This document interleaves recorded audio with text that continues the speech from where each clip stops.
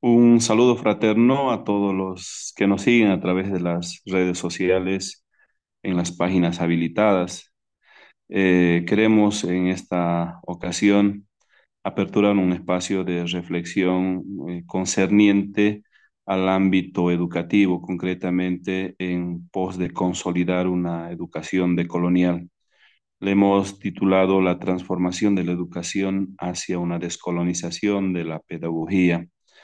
En un principio, bueno, nos unimos a la corriente de poder fortalecer el propósito de consolidar una educación decolonial en nuestro país.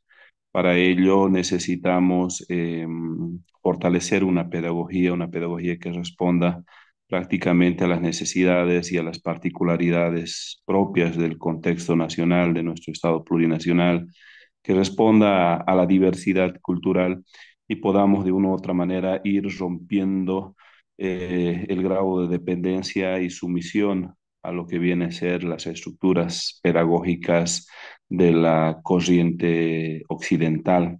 En ese sentido, vamos a pasar a la siguiente diapositiva, por favor. Empezamos haciendo primero, el hecho de reconocer y cuestionar la colonialidad, ¿no? Este es un primer elemento que al momento de desarrollar nuestra pedagogía decolonial, nuestra praxis educativa, nuestra práctica pedagógica, es importante reconocer y cuestionar la colonialidad. ¿Qué está detrás de la colonialidad?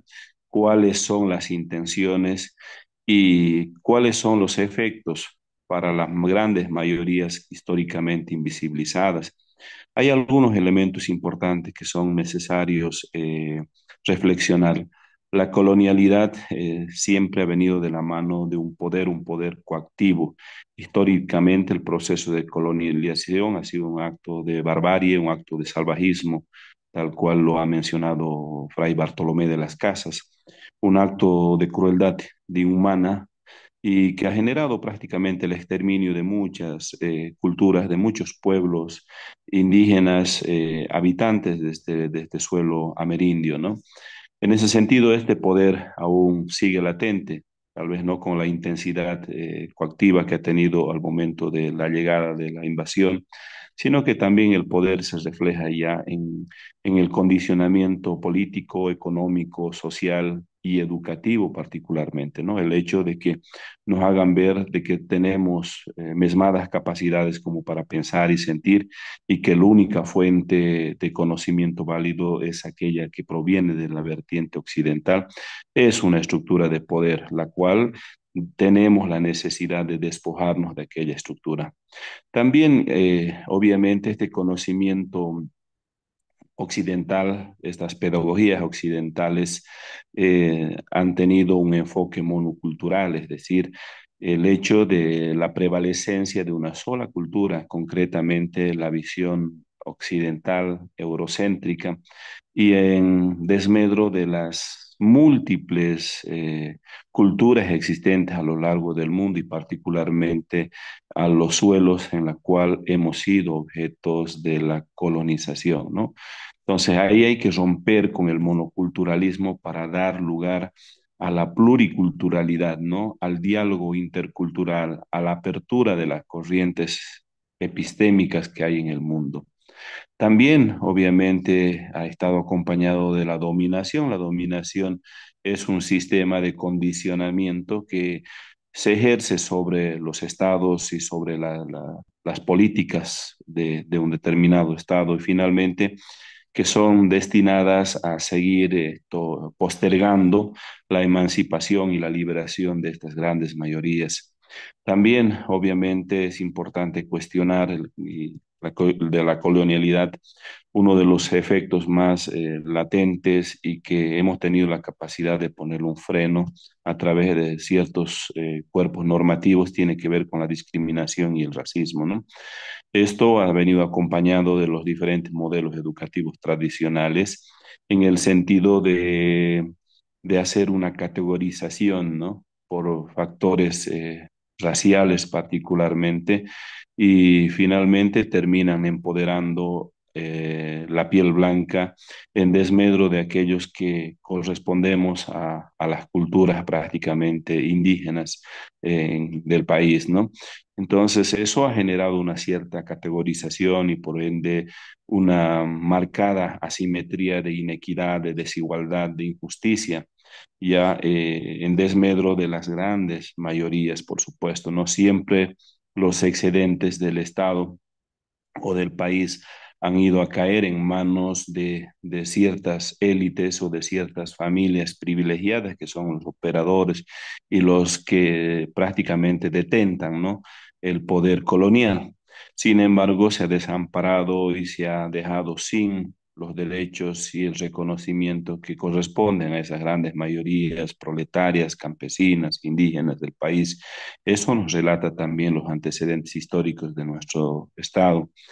Por último, también, entre ellos, lo más importante es de que el conocimiento y el pensamiento occidental colonial ha generado la muerte de la diversidad, ya, de esa riqueza epistémica de los pueblos, es decir, toda la sapiencia de los pueblos indígenas han sido menoscabados, han sido mesmados y finalmente aniquilados, ¿no? Con la única finalidad de empoderar el único pensamiento monocultural, en este caso el pensamiento occidental.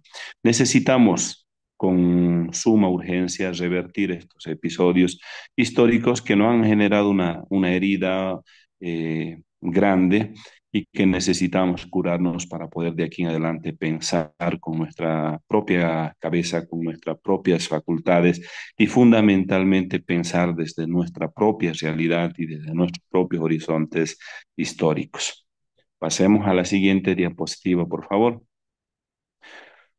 ¿Qué necesitamos de aquí en adelante? Necesitamos uno de los primeros actos de emancipación y liberación en el ámbito educativo para poder consolidar una educación decolonial. Necesitamos valorar, revitalizar y recuperar los saberes ancestrales. Este es uno de los elementos importantes, aquello que ha sido adormecido, aquello que ha sido invisibilizado, aquello que ha sido desvalorizado, necesitamos recuperarlo porque estamos conscientes que nuestros antepasados, nuestros pueblos indígenas han tenido la capacidad de mantener una convivencia pacífica y armónica, no solamente entre personas, entre seres, sino particularmente en correspondencia y reciprocidad con la Madre Tierra, que es lo que más preocupa en la actualidad, dado de que la corriente occidental, el pensamiento eurocéntrico ha generado, ¿no?, en el ámbito de una estructura capitalista, la degradación de los recursos más valiosos que tenemos en la vida, como es nuestro propio ecosistema, y que corre el inminente riesgo, ¿no?, de un deterioro sin precedentes. Por lo tanto, necesitamos revitalizar aquellos mitos, espiritualidades, creencias que han tenido nuestros pueblos con relación a la idiosincrasia de ellos, de la vida que han tenido, de la reciprocidad que han mantenido con la tierra, con los sujetos que forman parte del ecosistema, ¿no? Ellos han considerado que cada uno de los sujetos que formamos parte del ecosistema somos seres que tenemos vida y por lo tanto necesitamos dialogar, necesitamos interactuarnos en el marco del respeto y la reciprocidad, ¿no? Por otra parte, también es importante que estos saberes son muy diversos y muy útiles en la actualidad. Entre ellos hay muchos saberes que tienen que ver con la agricultura, ¿no? La agricultura debe volver a una agricultura prácticamente ecológica, porque la agricultura industrial, los grandes medios de producción han generado deterioro inminente, ¿no?, de lo que viene a ser el ámbito de la superficie, de la tierra, de la madre tierra, con una contaminación sin precedentes. También en el ámbito de la medicina tradicional ha demostrado tener mayor eficacia que inclusive que la medicina científica, llamemos así, y eso lo ha denotado prácticamente o se ha desmantelado con esta pandemia que se ha tenido. Hemos tenido muchas muertes a nivel de todo el mundo y que finalmente no hemos tenido la capacidad de poder esto echar a mano, como quien dice, la medicina tradicional que finalmente ha terminado recuperando y salvando muchas vidas, ¿no? También los saberes sobre la construcción y otros, consideramos que muchos de estos conocimientos son importantes revitalizarlos en este ámbito ya de la actualidad, con la finalidad de hacer de que los conocimientos, el pensamiento sea más íntegro, más humano, que considere las diferentes aristas epistémicas de los pueblos indígenas y que fundamentalmente estos conocimientos permitan responder a la realidad contextual, no traer conocimientos foráneos para adecuarlos a una realidad que no corresponde. Necesitamos transformar nuestra realidad, necesitamos caminar en base a nuestras propias particularidades. En ese sentido, estos aportes que estamos haciendo y estas reflexiones que estamos haciendo permiten fortalecer un modelo educativo, una pedagogía decolonial que permita emanciparnos, que permita liberarnos de esa condición de sometimiento y de esa cautivación, llamemos así, de nuestro pensamiento y de nuestra mente. Pasemos a la siguiente, por favor. En la siguiente, al concluir esta primera parte de esta breve reflexión, necesitamos también promover una educación crítica y transformadora, ¿no? A ver, ¿en qué sentido una educación crítica transformadora? Necesitamos generar espacios, ¿no? Con nuestros miembros de la comunidad y particularmente de nuestros estudiantes, una conciencia crítica que se sustente y se fundamente en el horizonte histórico de nuestro devenir. Es decir, no podemos olvidar el pasado para poder proyectarnos en el presente y en el futuro. El pasado nos va a permitir autoidentificarnos quiénes somos, porque la corriente occidental ha hecho también de que muchas y las nuevas generaciones vayan perdiendo lo que viene a ser el tema de la conectividad de sus verdaderas raíces, ¿no? Necesitamos también generar un pensamiento crítico, un pensamiento que tenga la capacidad de ver más allá de lo invisible, es decir, de saber cuestionar qué hay detrás del pensamiento de las corrientes dominantes, para que nosotros también, en base a ese criterio, podamos proponer, ¿no? Para que todos estos conocimientos tengan una igualdad jerárquica. No queremos nosotros neocolonizar o proponer que nuestro pensamiento vaya a ser superior. Lo único que pretendemos es que todas las corrientes epistémicas, todos los pensamientos tengan la misma categoría y tengan la misma, el nivel prácticamente de aceptación a nivel del mundo. Finalmente, todo esto nos va a permitir empoderar a esas masas que han sido históricamente excluidas, ¿no? Darles voz a aquellos que históricamente no han tenido la voz, darles el derecho que les corresponde, darles ese derecho a la autodeterminación, que tengan la capacidad de definir sobre su propio destino, sobre sus propias formas de vida, ¿no? Por ende, también buscamos la transformación social, una sociedad que prácticamente está muy cuestionada y muy debilitada en el ámbito axiológico y que está generando una crisis a nivel mundial, ¿no? Necesitamos volvernos a encontrar, necesitamos humanizarnos y para ello es lo que la pedagogía decolonial pretende transformar la sociedad, ¿no? También, obviamente, necesitamos revertir las injusticias sociales. Aquí no hay una sed de venganza, más al contrario, necesitamos volvernos a encontrar, necesitamos volver a convivir en el marco de la justicia social, en el marco del respeto y fundamentalmente en el marco de la convivencia social, que eso nos va a permitir eh, a nuestras presentes y futuras generaciones vivir de forma armónica, de forma corresponsable, fundamentalmente con nuestra madre tierra, con nuestro ecosistema, porque esa es la garantía para que miles de futuras generaciones puedan seguir disfrutando de las bondades de la vida, ¿no?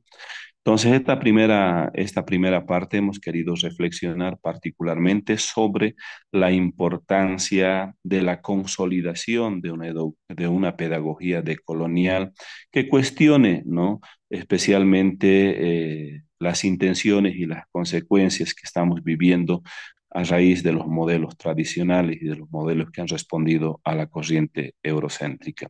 Vamos a hacer un pequeño paréntesis por factor tiempo y vamos a ingresar a continuación en otro video a una segunda parte para ir viendo ya los desafíos. Un agradecimiento a cada uno de ustedes.